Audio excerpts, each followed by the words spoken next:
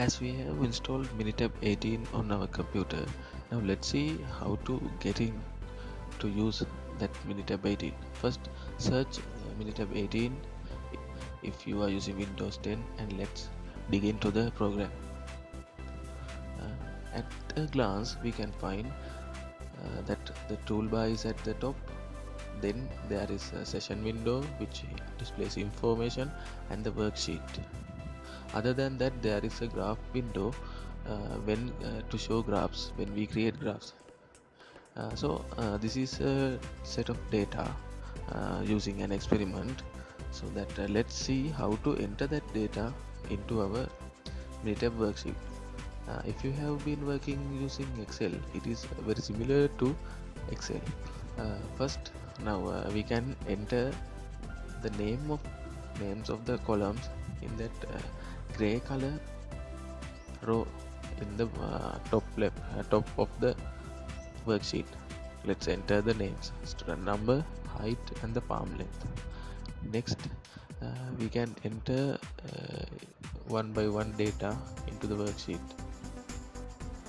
Now, entering data, we can enter only 2 or 3 values if it is a pattern, and then drag down using the lower right hand, that kind of a plus mark, and up to the level that we want to stop it, and it will automatically give the rest of the numbers.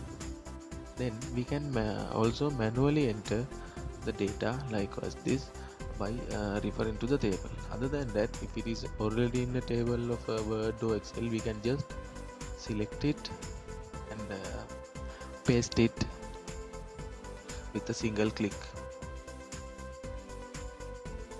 So now let's paste the other column also using the same function and fill in the data. That's all.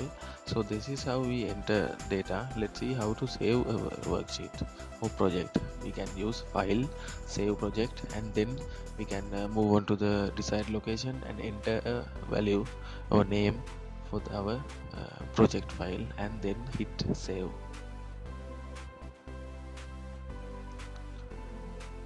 We can open save documents using the command file open or keyboard shortcut Ctrl+O and select the Minitab project.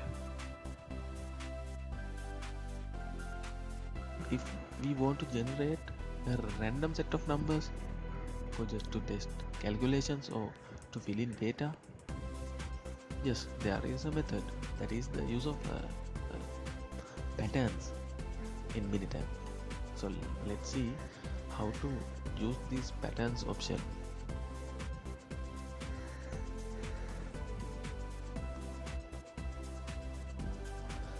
Visit that calc, and under calc make pattern data, and you can use data set of numbers, arbitrary numbers, and those kind of information is there. Let's use simple numbers, and here that there is an option to add the column number. So here I am adding C5, and then the starting number and the ending number. Here I am adding 15 as starting and 25 as ending.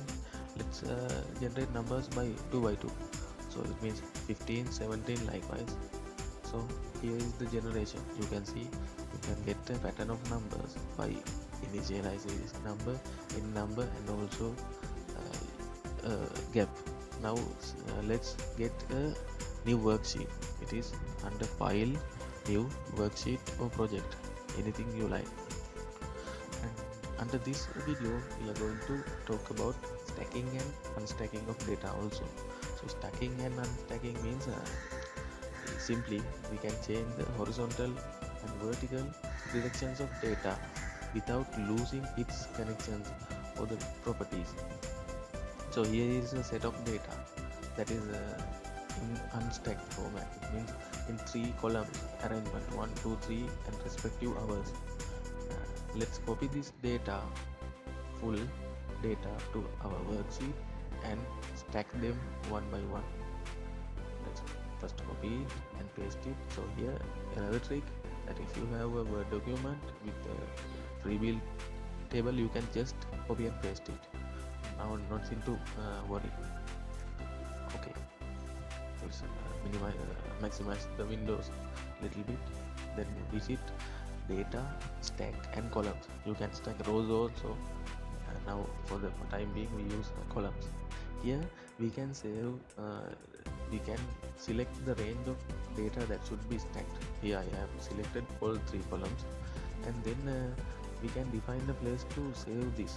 It is you can define a new worksheet or current worksheet. So I am selecting this current worksheet in the new column, and I am defining a name for the both columns. Here the subscript name also separately we can give.